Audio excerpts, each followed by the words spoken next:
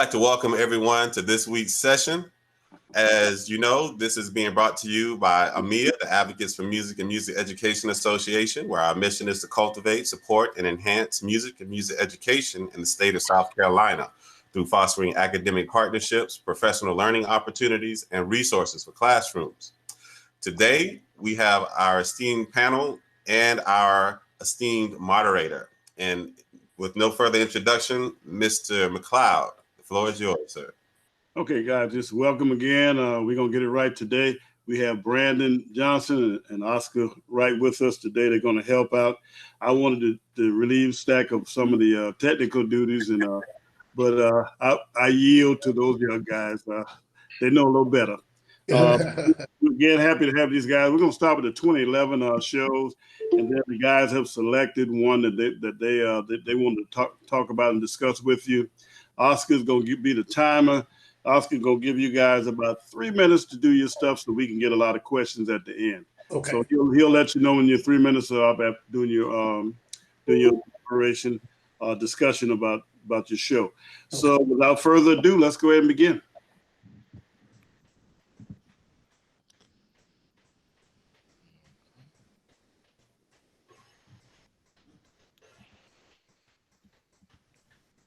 All right, we're going to Florida A&M University 2011 Florida Classic Show.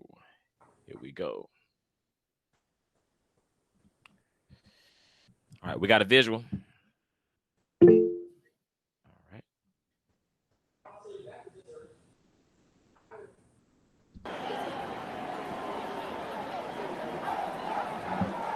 It's showtime. Of Seven Hills, Tallahassee, Florida, the capital of Florida. Welcome what has already become known as America's band, but also one of the most exciting bands in the world. The incomparable, magnificent, the ninth wonders of the world. The incomparable, watching 100. And I could just mention here that we did a different entrance for this football game. We tried to do a variety of entrances. And what you're hearing now is we usually play the 20 circle fanfare.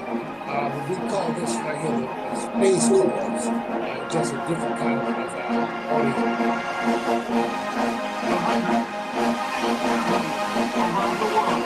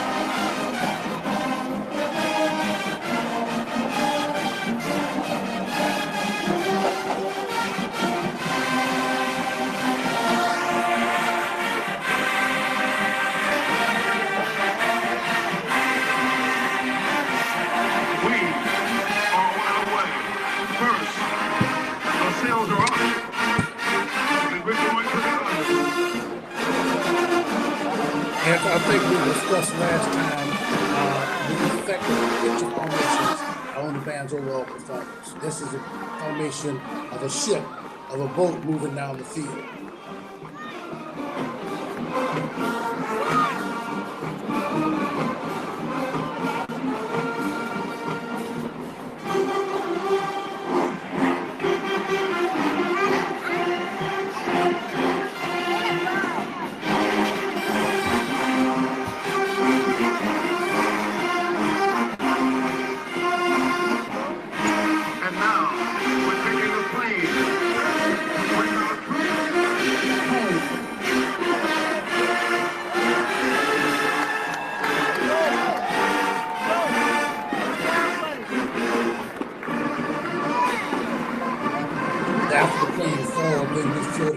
floated it down the field.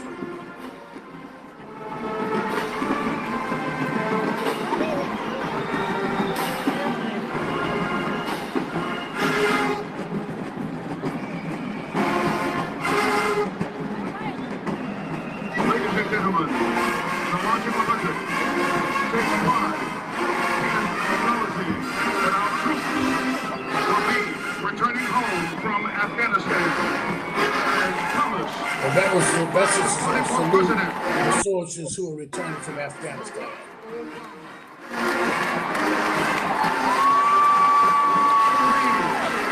Stand and show your support for the red, white, and blue, as well as all the men and women in the armed services who gave their lives so that we can enjoy the freedom we have in this United States of America. Welcome home.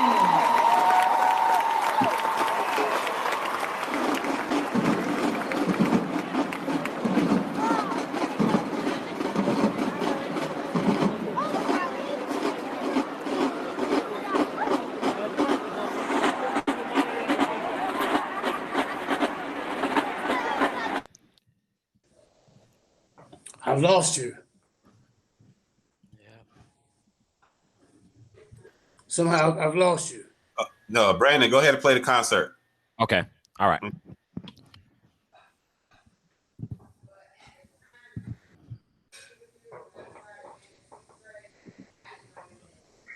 Okay, concert number coming up. Okay. Here you go.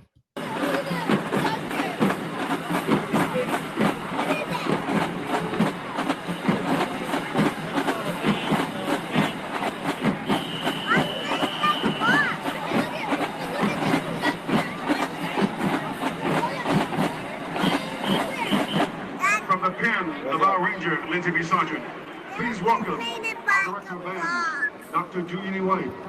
From concert band formation, the tune Always and Forever in HD.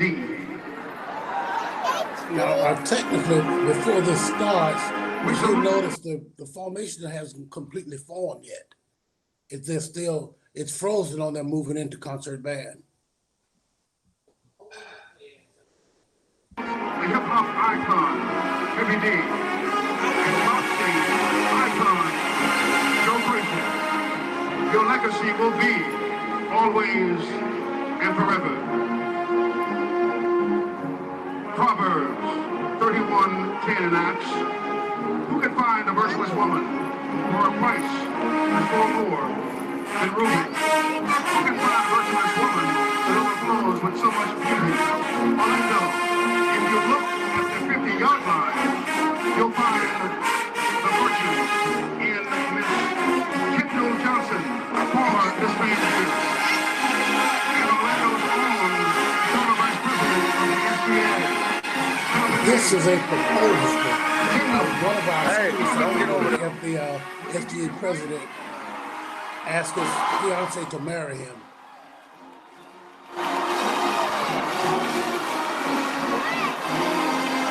The answer is yes.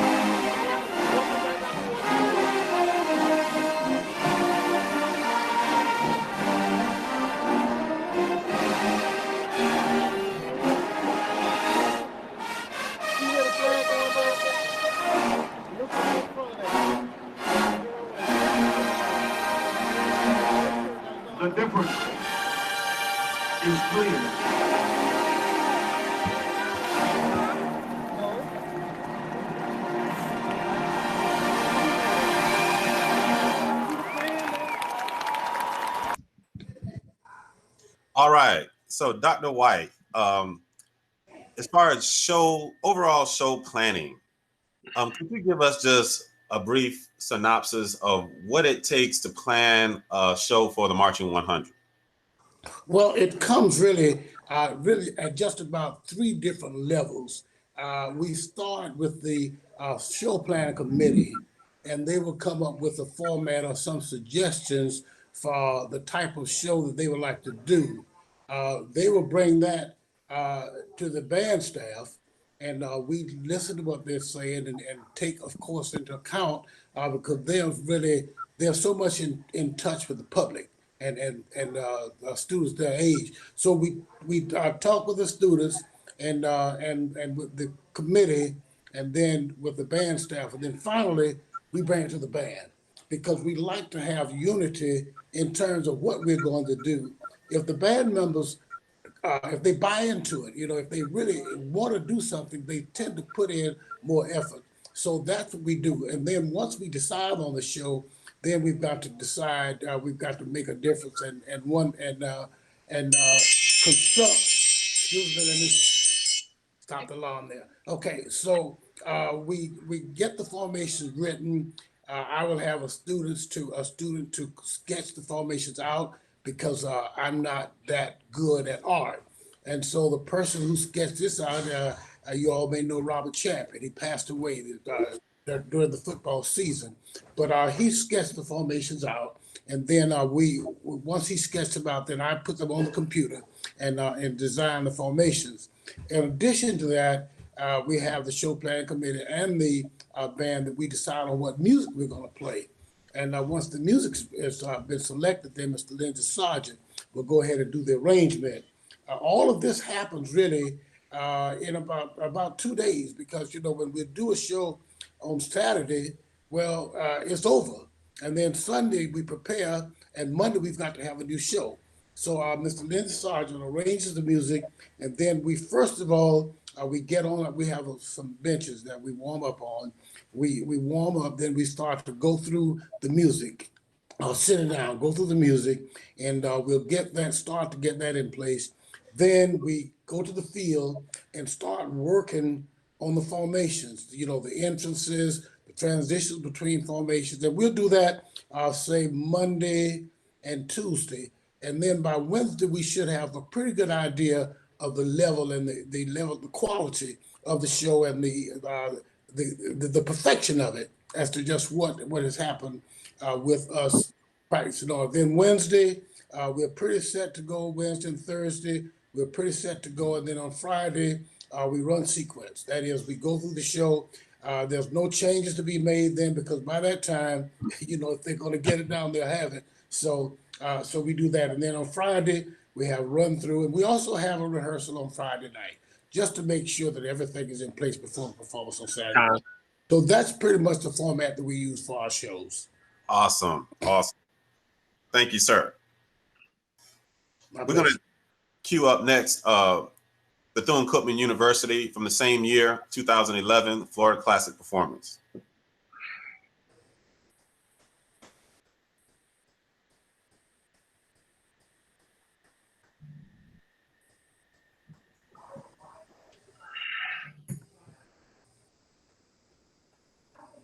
Here we go, Bethune-Cookman.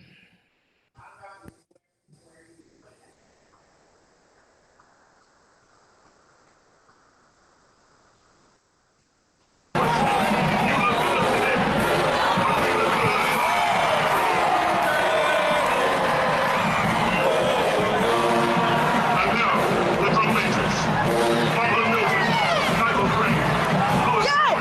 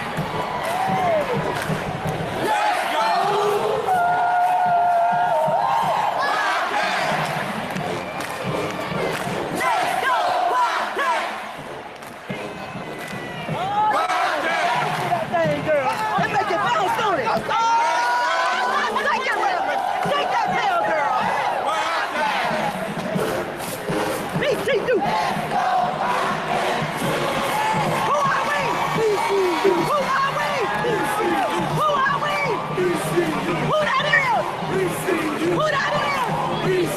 Who are we? Who are we? Who that is?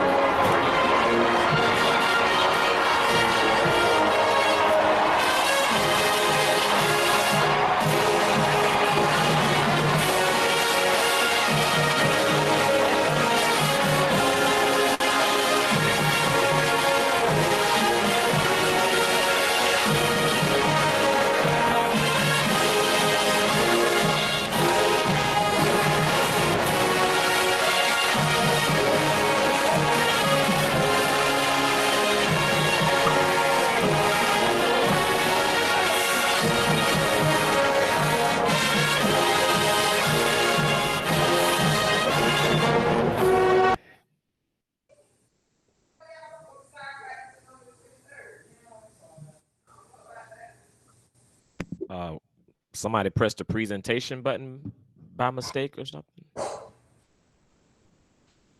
Yeah, go ahead, Brandon. Hold on. Okay, I'll put it back on. Okay.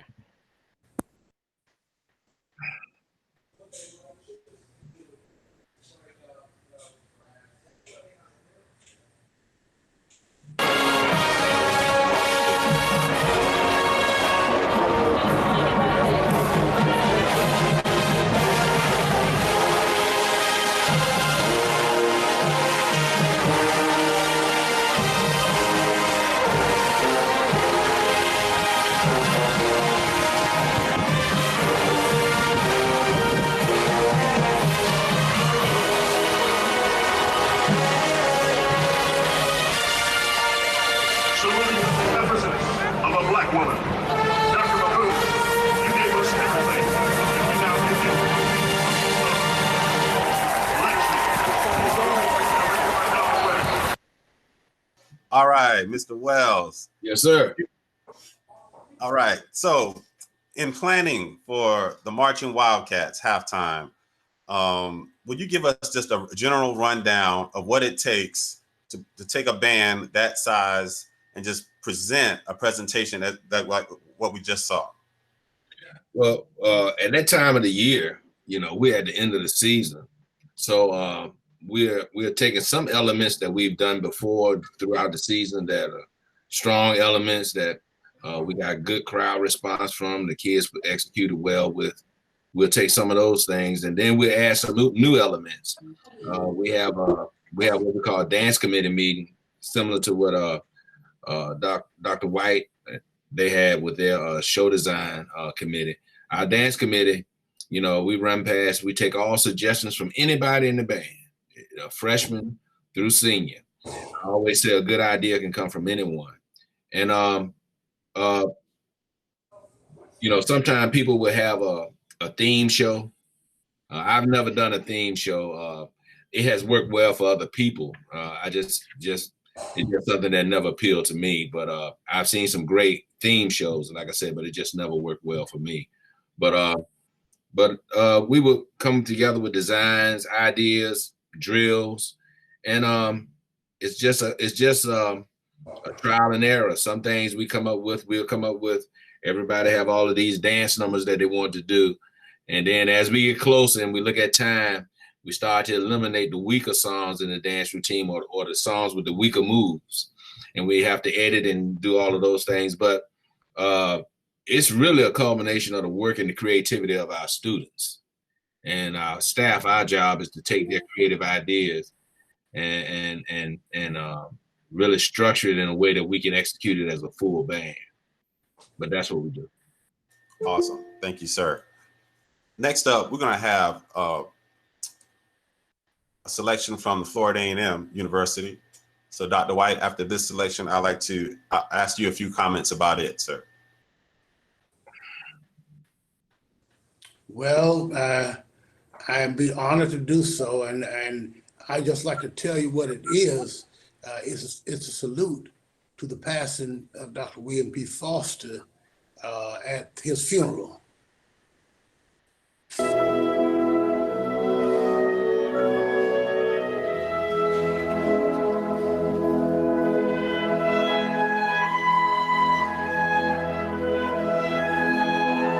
if I could mention this, don't want to hear the music, but we thought about Dr. Foster's while we were on the road. And so we were coming back from a battle of bands, I think. And we pulled this together. Now that's a marching band. The oboes and bassoons, there are players that play those instruments, but overall, that is the marching band, not the symphony band.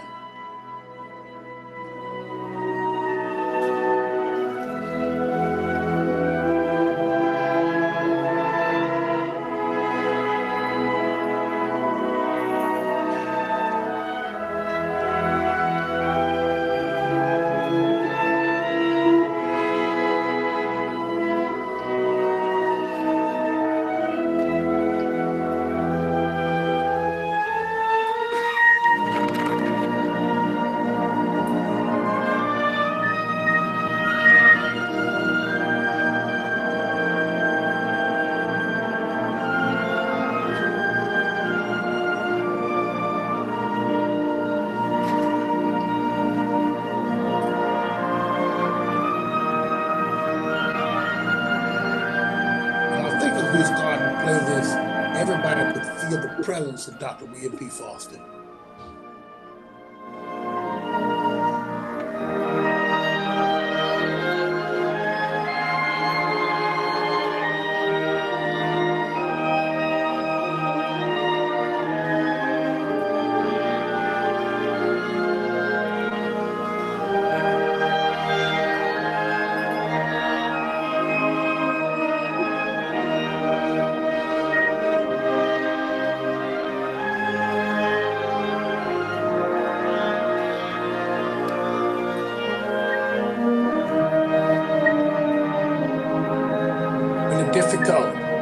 Difficult to hear this number.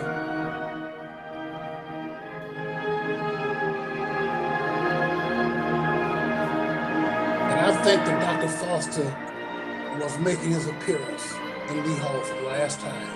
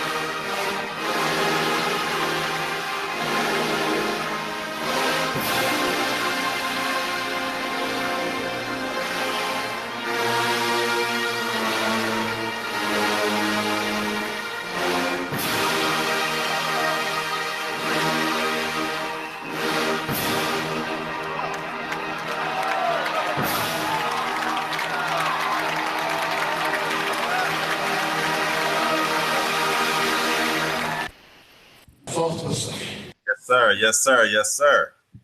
Well, Doc, can you walk us through? I'll have to say that this is really, this number is difficult for me to watch. Mm-hmm.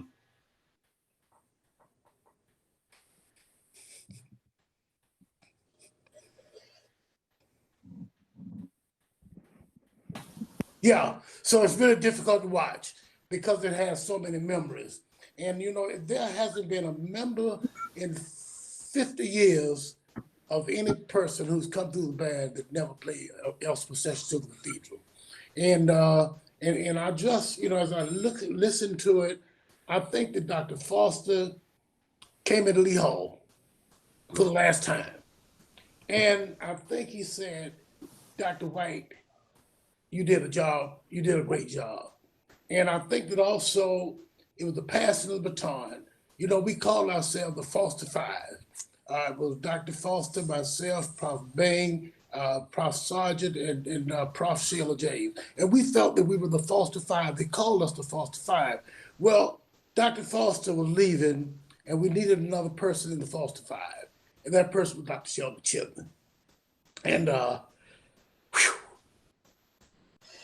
he's doing a good job. He's continuing the artistic excellence of the Florida A&M band.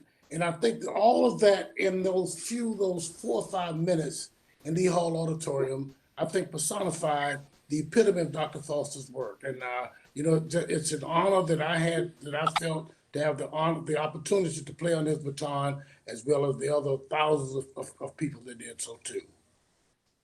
Thank you, sir. And thank you for those years of service. Absolutely.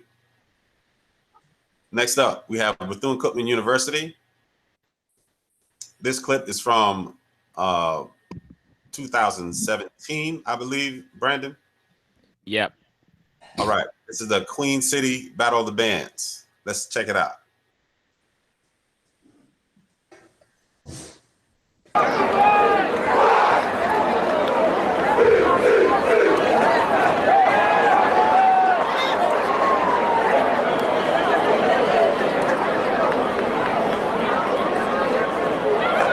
Here is halftime.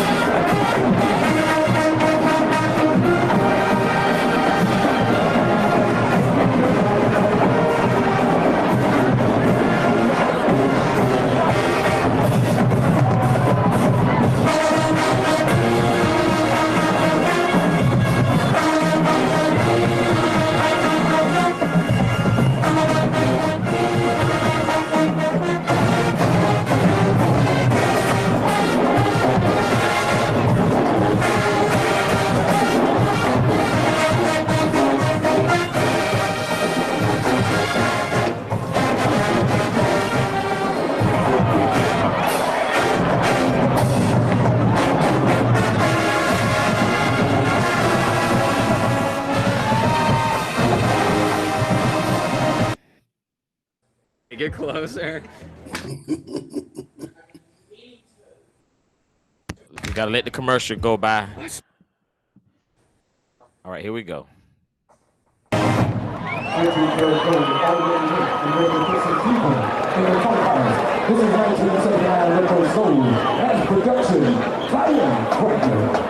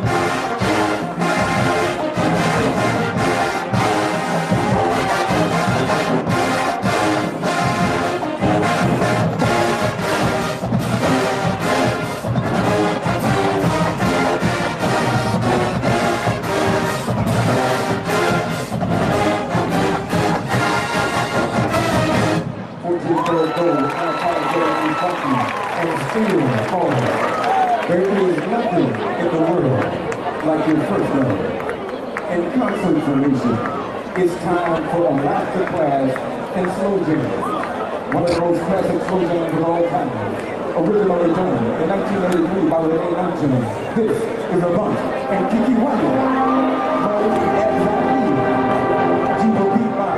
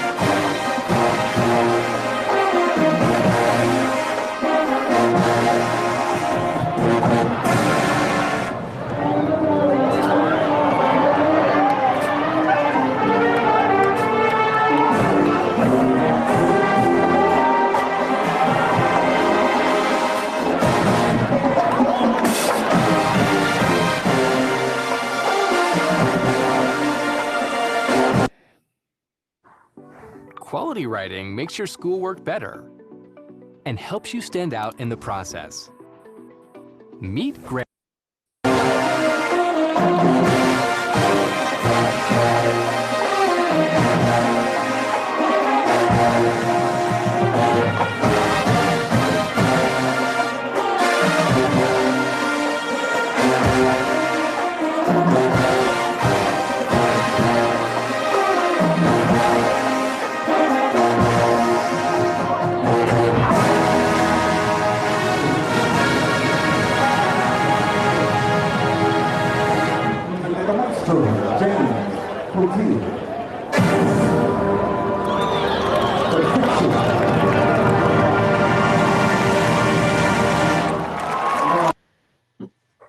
Wow. Woo. That's one of my favorite concert selections, man. I just had a moment there. But Mr. Wells, first of all, the jazz number you started out with at the beginning of the show, could you give us a history on that and tell us what that is? Well, that's Ray Charles, Let the Good Times Roll. Let the Good Times Roll. And matter of fact, that was introduced with Mr. Bray, the band director before me, and we hadn't played it in years, and Mr. P touched up the arrangement to accommodate our new instrumentation, and I said, so we just put it as one of our entrances, as you saw in that video, we entered from the side of the field, right, and sometimes when you have time restraints, you can't come from the end zone. Mm-hmm. At the Florida Classic, our fans love the Let's Go Wildcats and BCU. They feel like they're part of the show. And our kids get tired of playing it. But I'm pretty sure sometimes Frankie Beverly probably gets tired of singing Before I Let Go. That's right. But that's what everybody wants to hear when they buy a ticket to come see Frankie Beverly. So and that just comes along with the territory. But to talk about the show and any other show that we have Dr. White and with Florida A&M, they had their drum majors, they had their entrance and the fanfare, their drill, the concert number, their closing dance routine, and then probably another closing formation. We had pretty much the same thing, but we had another facet we had to squeeze in, and that was our dance girl number. You know, so we had assigned any arrangements that we did, we had to edit theirs for the Florida Classic because of time restraints. Their performance had to be 1 minute or less. So if you actually go back to, especially over the last, I would say 8 years, if you go back to the dance girl numbers and look at it, very seldom they go over a minute. You know, if you notice that the concert number this past year, 2019 at the Florida, 2018, well, 19 at the Florida Classic, we played the Rolls Royce. I can't think of the name of it now, but I'm Going Down by Rolls Royce. Mm-hmm.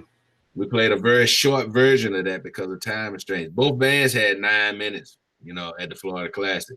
Dr. White, remember when we used to take about 50 minutes for heads. Right. Yes. Yeah, but now, man, once you go to TV, it's a whole different ball game. You know, it's a whole different ball game, and you just try to make sure that you can have impact, have people enjoy the show. So sometimes instead of giving them a full meal, you give them a little taste of everything. You know? Right. Yeah.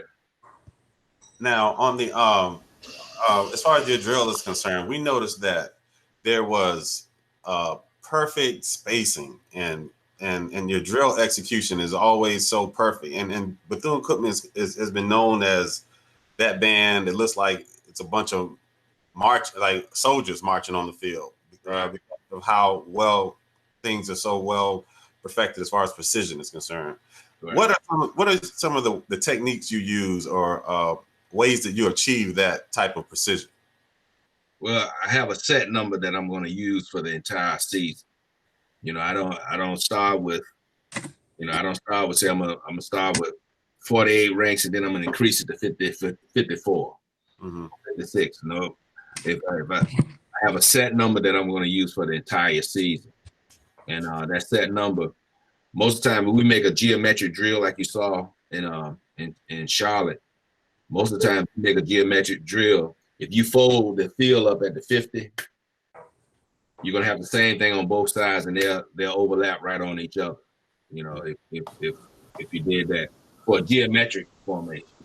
For a picture formation, we try to get what we call a skeleton, and in 8 counts, that skeleton makes a shape to whatever we're going to do. That Charlotte, believe it or not, that was before our first game. That was Labor Day weekend, or the weekend before Labor Day. I can't remember, but it was our very first performance. We had only been back on campus for 2 weeks, and we were able to get that together and take it to Charlotte, for the Queen City Battle of the Bands, I believe. Very clever. So, you know, it's like I said, it's like a trial and error. Our sound, we just have just like Florida A&M has a hell of an arranger with Mr. Sargent. We have a hell of a one with Mr. Portier, you know, and Mr. Portier has given us a signature sound. Just like FAMU has a signature sound, has given us a signature sound. And, you know, sometimes I even hear from my own graduates, why don't you change this, and why don't you do this, and why don't you do that? And I'm pretty sure, Dr. White, you have a lot of graduates, when they leave, they become band directors. They know. Oh yeah. They know right. And you have them. You know, they got these little posts and podcasts, and they be dog. I'm wondering if they came from our band program. Yeah. You know, but time.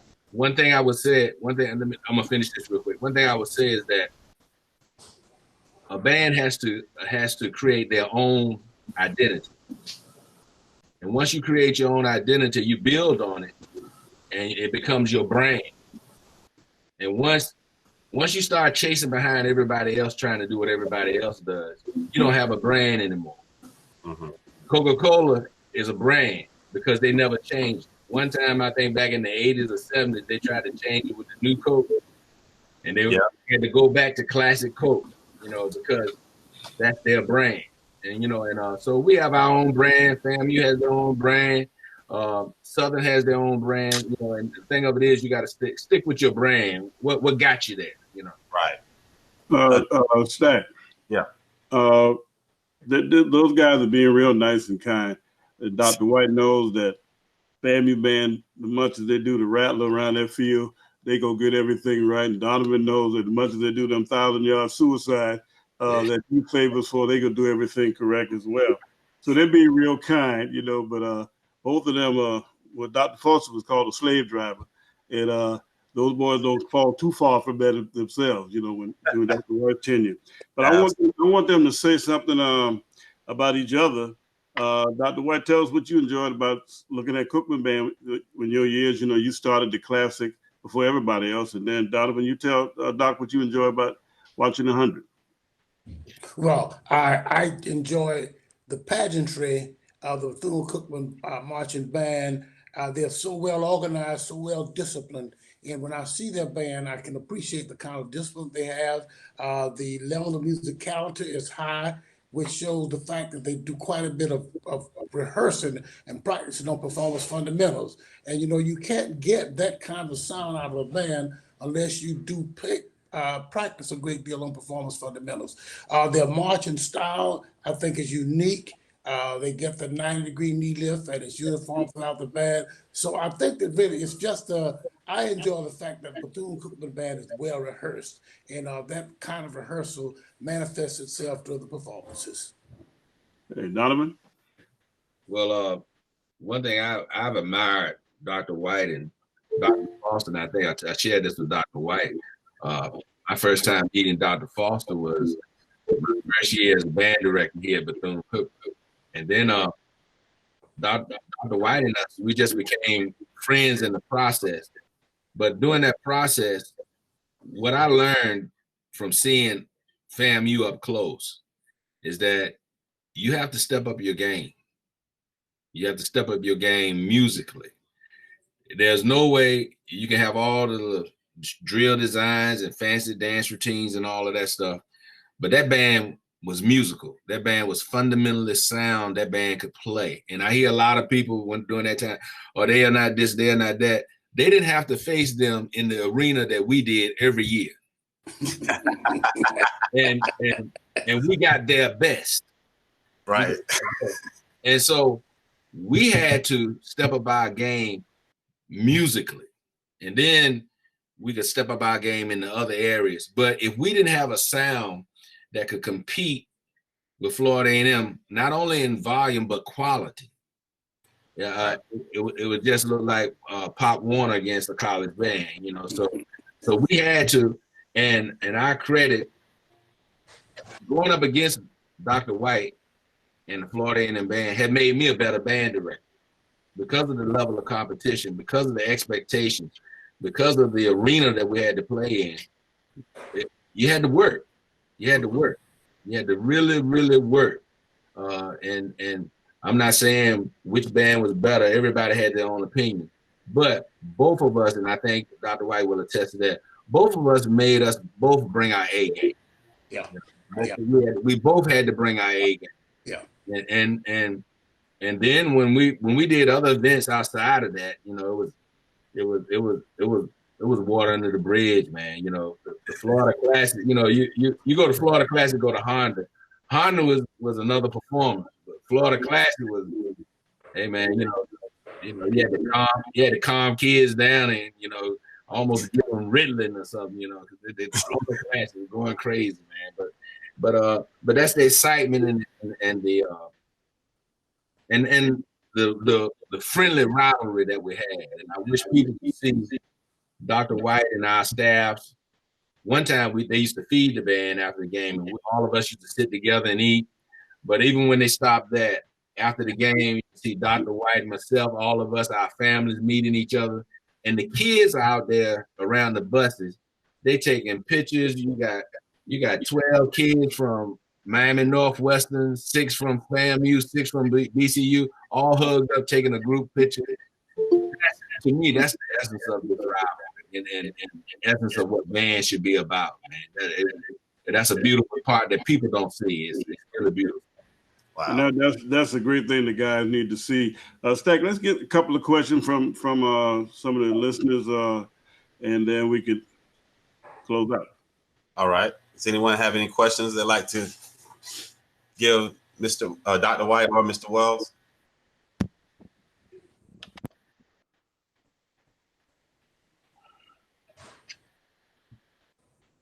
Don't be shy. Now is the time. You got Charles Connor. He wants to. Charles Connor. All right, Chuck, go ahead. All right. Can you guys see me and hear me? Yeah.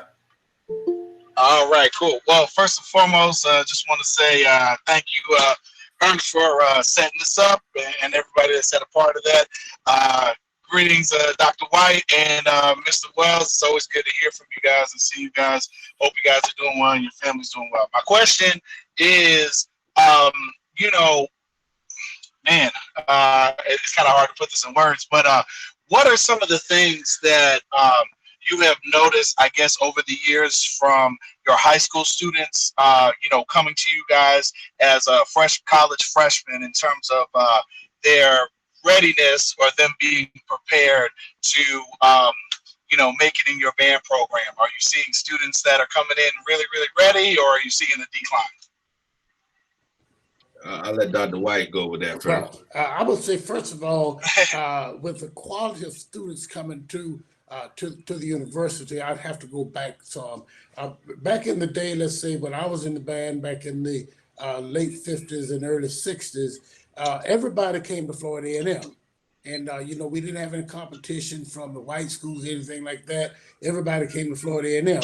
As time progressed, we started to get to see some changes as far as recruitment was concerned.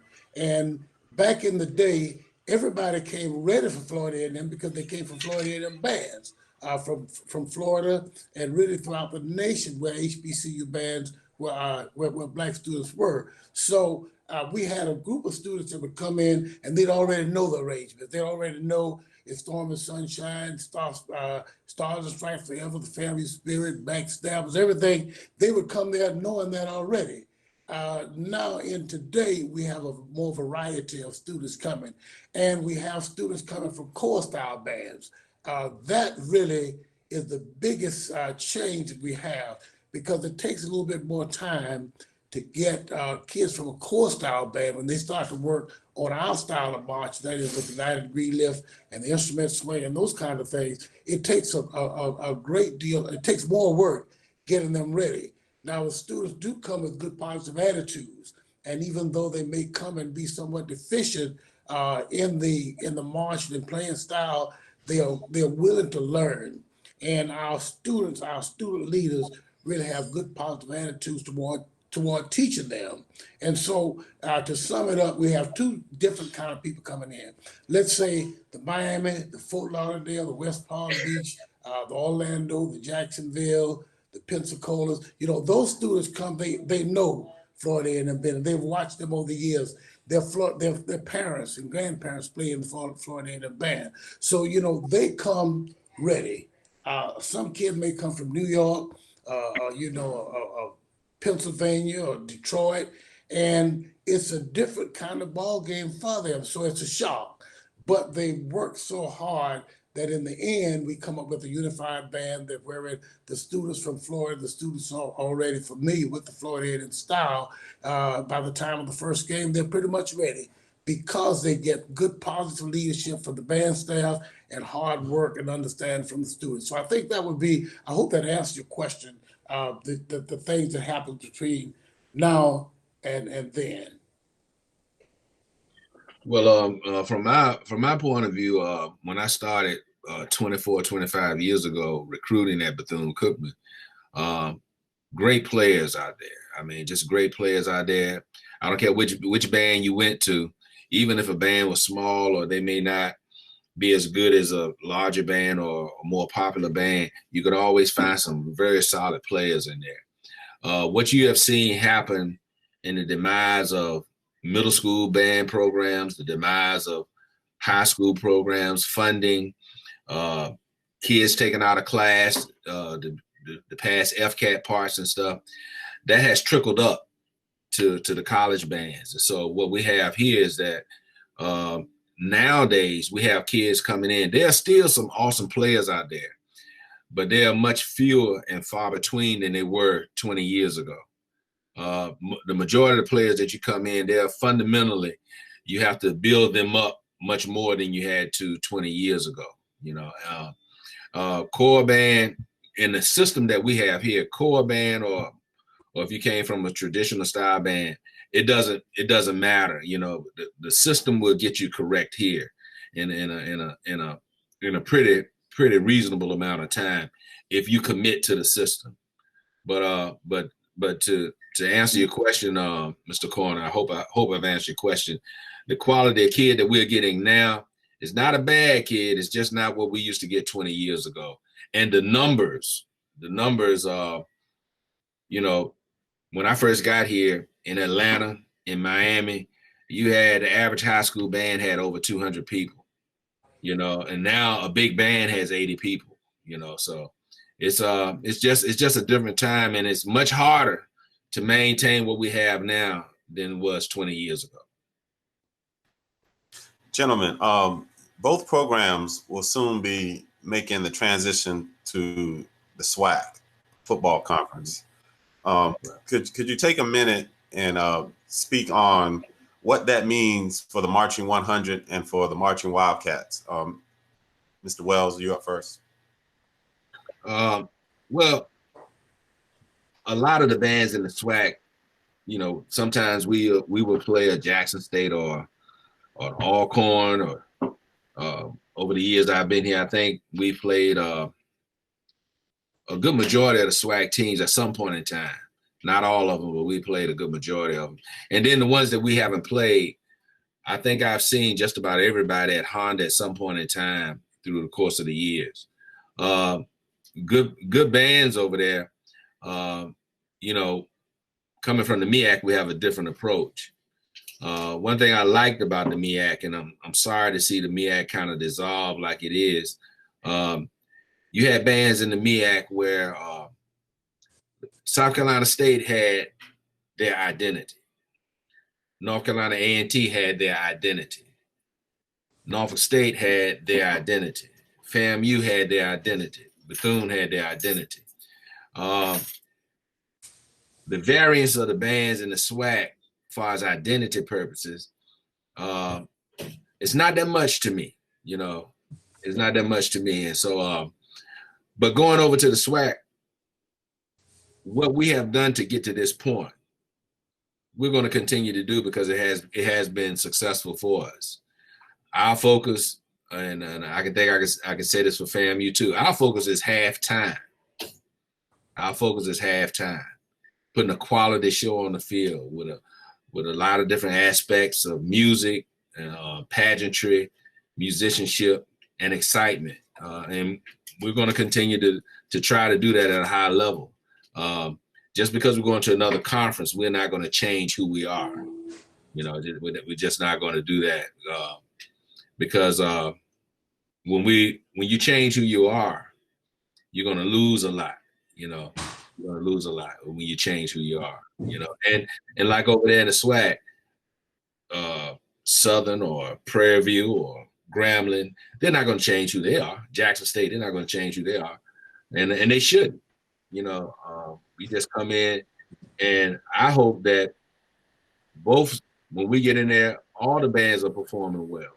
Because for our art form to survive, everybody needs to start to do well. And we need to recognize when people are doing well. You know, it's ironic. Florida State can play Virginia Tech, and both bands can come off the field, and their audience would say, "Man, those bands were awesome." Right. It was a great halftime. But black folks, when we go on the field, somebody has to be great, and the other one has to be trash. Right. and we have to remember that when you're talking about a band that's trash, they're students just like I have. That's right. You know, they're students just like, and they might be doing the best that they can do under their circumstances. Every situation is different. Every school is different. It's politics at every black campus. Money get funny sometimes, you know. So it's easy to be on the outside pointing fingers, but I would just hope that all bands perform well and the crowd get a chance to see two good bands at halftime, and they can enjoy it. I went to a concert one time, and it was Patti LaBelle and Frankie Beverly and the OJs, and this was back in the late '80s. I went to the concert. I didn't leave the concert and said, "Oh man, Patti LaBelle made Maze look like trash." You know, I didn't leave there saying that. I left there saying, "Man, Patti did her thing. I loved it. OJs, they did their thing. I loved it. Maze did their thing, and I loved it." Right. You know, that's the way halftime needs to start to come. Absolutely. Dr. White. Okay, well, thank you so much for the opportunity to speak on it. I would need to go back with the history of the Florida A&M Band. And Dr. Foster, when he started with the Family Band in 1946, he started to set a standard of what marching band should be about. And as the years progressed, really, HBCU bands started to improve so much because of the expertise that Dr. Foster put into it. And so the quality of all HBCU bands now is much, much better. I think that President said, "I want a band like Florida A&M. What do I need?" And the band director said, "I need scholarships, I need uniforms, I need instruments, I need good scheduling and good recruitment." And the presidents did that, and so the quality of the bands improved. Now, the format that we use at Florida A&M, the style that we do hasn't changed since 1946. The standard of excellence in the band as far as musicality is concerned, as far as marching is concerned, and also personal bearing. Now, going into the SWAC, I say that to say, going into the SWAC conference, there's not going to be any change in the Florida A&M Band. We feel confident with the kind of thing that we are doing, and so we don't feel that's necessary in order for us to make any changes. The thing that I know that I think is going to happen with the SWAC bands in Florida A&M is that every football game is going to be a classic. You know, now we have the Florida Classic, we have the Atlanta Classic, but when we play Southern University, when we play Grambling, when we play Tennessee State, Texas Southern, Prairie View, when we play those schools, they're going to draw tremendous crowds. Yeah. And so it's going to be a great moneymaker for both schools. And I say for the bands, for Florida A&M coming to the SWAC conference, the revenue is going to be more than it was in MEAC, just because of the kind of competition between the schools. So, but to answer your question, I don't see any changes in the Florida A&M band. I respect the SWAC bands. They somewhat have different concepts than we do in the MEAC. And I think that us going to the MEAC will sort of bring about some changes, maybe in SWAC, because the MEAC really puts a great deal of time on performance fundamentals, on tone quality, intonation, articulation, blend, balance, and phrasing. And I'm not saying that they don't do that in the SWAC, but I do know everybody knows that you've got to have your A game when you come between Florida A&M as far as the sound is concerned. And I think that in the SWAC conference, that we're going to get more of, changes so that we can achieve that kind of musicality of the MEAC. And again, I'm not putting on the SWAC schools, but I think that would be one thing that would happen. So to answer your question, I don't see any change in what we do with Florida A&M as we are going into the SWAC conference. I just think it's going to be a bigger moneymaker for both institutions involved. Yes, sir. Thank you. We have a question from Mr. Brandon Johnson. Hey, good afternoon, fellas. I got a question for you in regards to the significance of your symphonic bands in your band programs. A lot of people are huge supporters of both marching bands, but I think some people just don't know how highly talented both symphonic bands are. So if you guys could elaborate on that, if you would. Amen. Certainly, the symphonic band is a great part of our program, and we operate the symphonic band throughout the season. We have a symphonic band class. We have during the day we have symphonic band class, 2 symphonic bands, symphonic band and the Wind Symphony, and the symphonic band, and they practice during a given time during the day.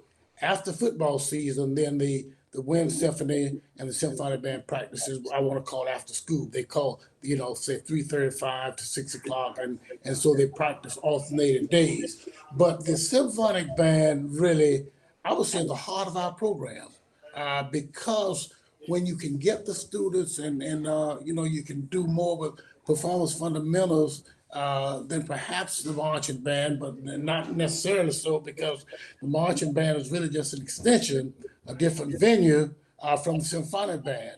But just the fact that we have the marching band, we have the symphonic band during the day, and we put a great deal of emphasis on it. The symphonic band has been invited to play for the CBDNA in February. And so that's going to mean we're the only HBCU band that has done that. We've given concerts for the American Bandmasters Association. We're the only HBCU band that's done that. We've played for the Florida Music Education Association, the national MENC, and so we played over every venue, and that is just because of the emphasis that we put on the symphonic band. So really the symphonic band is as important as the marching band. Mr. Wells. Well, the symphonic band has kind of been the foundation of where our musicianship is built upon. When I came to Bethune-Cookman the first year, I was an assistant, and when spring concert came around, we had a few players in the concert band and then nothing else. And so when I took over the band, we started the symphonic band and we had a concert band. And if you were going to march next year, you had to be in one of those bands. If you were a top dollar scholarship recipient, you were going to be in the symphonic band. There was no choice there, because that skill level and the quality of sound that we wanted, you're not going to get if you put your horn down for 8 months and come back in August. That's right. You're not going to get it. By the time your facility gets back up, you're 3/4 of the way through the season. So and that has been a good training ground for our young music educators too, because right now we have quite a few young music educators that have graduated from Bethune-Cookman that are out there now that are doing great jobs, getting superior. Brandon is one of them. I saw Jamie on here, and Wolfson, and Jared Brown, and Chris Mosley. He's just been promoted to, he's in Virginia, he's been promoted to music supervisor. Philip Edwards, Josh Velez, Tony Barfield. We got a lot of young band directors that are out there now that are playing good literature and getting superior ratings with them. And they got their experience. Because I let them conduct sometimes, warm up the band and things. They got the experience with us. And when you speak of symphonic band, year before last, we had Dr. White as our guest conductor. And that's one thing that I'm committed in as I enter my golden part of my career, my golden years of my career, reaching out, and I had Harold Horton as a guest conductor, and there's a few more that are close friends of mine that I really want to have to be a guest conductor. They put the work in. Right now, we're in a day and time where we have the internet, and like we're talking now, there's a lot of band directors that came before me that really laid a tremendous foundation for HBCU bands, but they didn't come up during the time with social media and stuff, and a lot of people don't know about it. That's right. So I hope I have an opportunity to give that to a couple of more deserving gentlemen to come and guest conduct, because I learned a lot, and also too, it's just good hanging out with Dr. White. It was just had a great time. We had a ball, man. We had a ball. Yes, we did. We had a ball. You got to share that story. know, Some things stay in house. But you know, we're always seeing each other at events and everything. This was the first time that, you know, after the band had rehearsed and we conducted, we could sit down and just for an hour or two. And a lot of times we weren't even talking about band, man. You know, just anything, man. And that's when it gets good. Yeah. So you know, it was just good to have that relaxed atmosphere and for us to enjoy each other's company. And that's a moment that I will always treasure. Same thing here, Dr. Wells. Same thing here, Dr. Wells. Absolutely, absolutely. Well, gentlemen, this has been an absolute pleasure, and just having you on, man, and helping us to learn. You know, I consider myself a part of the younger generation that grew up watching your bands and kind of trying to mold my ensembles after your ensembles. So it's still, you know, I talked to Mr. Wells several times on the phone, talked with Dr. White several times on the phone, and every time it's a surreal experience to me because I kind of grew up idolizing you guys. So I want to thank you personally for your contribution to HBCU culture, to music education in general. And at this time, if everyone would just unmute their microphones, we're going to give these gentlemen a nice round of applause for helping us out today. Thank you. Thank you. Hold it, Dog. Yeah. Absolutely. All right, Doc. Awesome job, gentlemen. Absolutely. Awesome. Class of the MEAC, soon to be SWAC. All right. Thank you all for logging on, man. There's a lot of band directors on here. I'm seeing a lot of familiar names, and I'm not gonna start calling out anybody. I probably missed somebody, but I know all of you. I thank you for getting on with this, man. This means a lot to our organization. Once again, our organization is AMMEA, the Advocates for Music and Music Education Association, where our mission is to cultivate, support, and enhance music and music education in the state of South Carolina through fostering academic partnerships, professional learning opportunities, and resources for classrooms. And these gentlemen did that today. Mr. McCloud, would you have any other words, sir? Yeah, as we get closer to going to school, we're kind of limited to what we can do. And I know everybody's excited to go back to your COVID areas, but we have a big show next week, and that show I host a HBCU recruitment fair every year. So we have those guys coming on next week, and it's about 10 of them. And they'll be on, but I can't say those guys because we do have a female band director that'll be here. We have the Miss Nicole Roebuck from Grambling University that'll be on next week too.